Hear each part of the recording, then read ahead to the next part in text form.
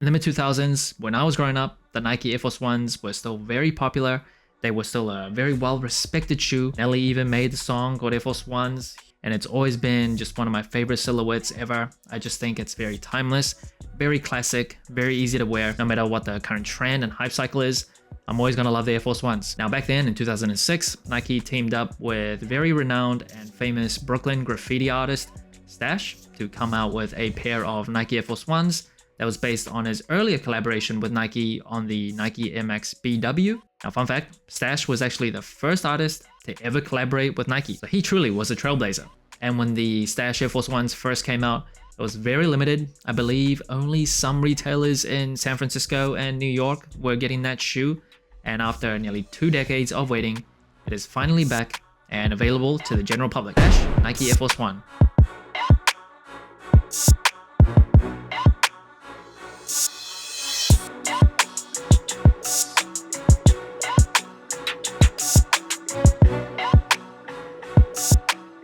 Now the shoe dropped on December 13th for $160. Now it wasn't just the Air Force Ones that Stash worked on, he also collaborated on the MX95. Out of the two, I've never been a huge fan of the MX95s to be honest, but that shoe did come back. It definitely dropped on his website. Can't remember if it ever dropped on sneakers, but it definitely came back very recently. First impressions of this shoe.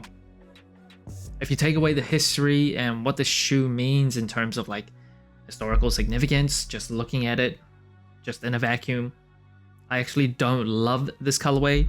There's a bit too much going on. It's just not something that I'm used to. So you see various shades of blue just on the upper, and then this dark gray, kind of light brown overlay. Yeah, for me, just a bit too much going on. But when you consider like the history of the shoe and the nostalgia factor, yeah, just slightly elevates the shoe a little bit. And the materials on the shoe, it is slightly different than the 2006 version. So on the base layer, you get this canvas textile, but then on the toe box area, you will find like a layer of fuse as well. I'm not quite sure why they decided to change up the materials, but they did. And on the overlays, you get this brown, oh, they actually call it dark gray on sneakers, but to me it looks brown, and it is nubuck. And the nubuck on this, it is very, very smooth, and it is quite thick too.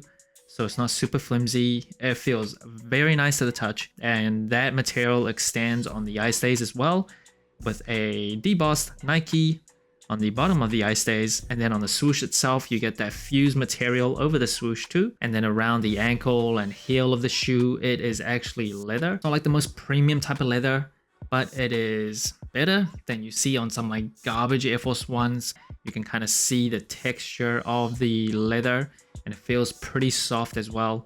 And then at the very end, the booty of the shoe, where you get Nike Air branding, that is nubuck. So clearly they spent a bit more time giving us slightly better materials on this Air Force One than you can really expect from a regular general release Air Force One, and they better. $160, I better get some elevated materials. Now moving up the tongue, you do see just kind of bluish, baby blue, powder blue on the laces out of the box. No extra set of laces for this Air Force One, just blue. I actually think black laces would look pretty nice, or even white laces. But yeah, I generally think white laces can look pretty good with any shoe, dark or light colored sneakers. Just kind of offset or blends into the upper. Tongue itself, it is in this textile kind of material too. And then at the very top, instead of the Nike branding, it is actually Stash's signature that is stitched or embroidered onto a small leather patch. And the 2006 version didn't have this signature, but this time it does. Now the Air Force One does come with a rubber cup sole with a Nike Air unit. Very, very ancient technology.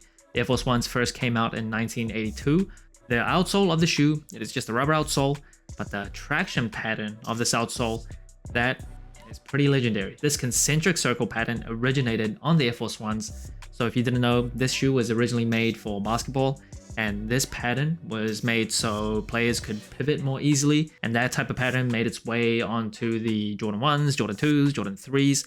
Just a very iconic, legendary outsole, and it started with the Air Force Ones. Now I can't pull out the insole, it is glued tightly. I don't want to rip it apart, but it is custom insoles as you would expect on an artist collaboration. And the box of the shoe, this is just a regular standard Nike box, and even though it might seem pretty standard, Stash's signature is on the back, And inside, you get more artwork. So the paper is slightly different as well. Under the paper, inside the box, and very neatly, this like product code on the inside of the box actually has stash in it. Now moving on to sizing and comfort, I am a wide and flat footer for Air Force Ones. I definitely stick true to size. I feel like if you don't have wide and flat feet, you may even get away with going down half a size. Overall, it is a pretty clunky, boxy, and stiff shoe, and it is heavy as well. Again, very old shoe, can't expect like the most modern day technology. I will say this Air Force One actually feels slightly better, slightly more comfortable than a general release Air Force One. I feel like it might be the insoles, but I can't really pull it out. It is glued super tightly. I don't want to ruin it, but it could be that this insole slightly more comfortable than the usual trash they give you in Air Force Ones.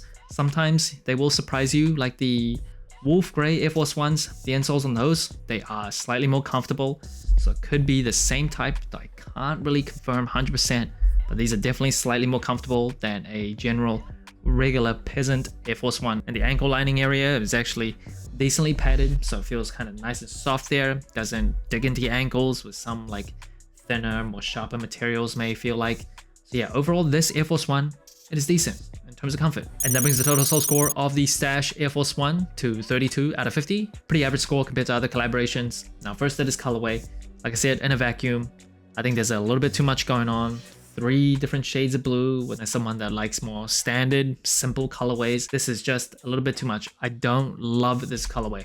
Now in terms of the materials, really nice, especially for an Air Force One. Don't exactly love textile on my sneakers. Don't exactly love the fuse on an Air Force One, but the overlays like the nubuck, it feels really good. The leather on the heel, it's not like anything super premium, but it feels kind of soft. Yeah, overall, I think it's decent materials.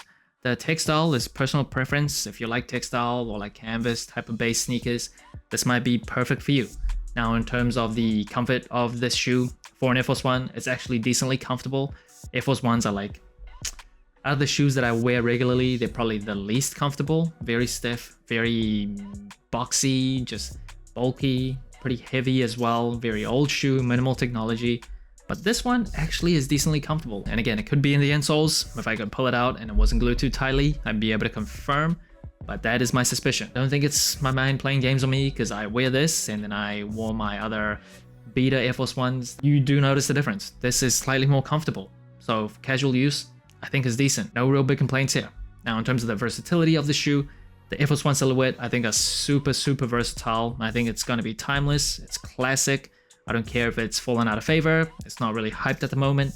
It is just a very wearable shoe. In terms of the wearability of the colorway, I think it is a little bit too much. Too many shades of blue, and then you overlay the color of the overlays. I don't know. Some people can pull it off.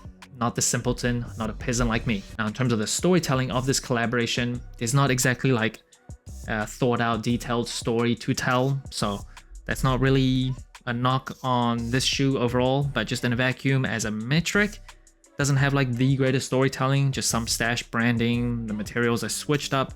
His signature is on the tongue, and then you get custom insoles. The paper inside the box is slightly different as well, but overall, compared to like Arma Manea type of collaboration, storytelling is not as crazy or as detailed and thought out as that.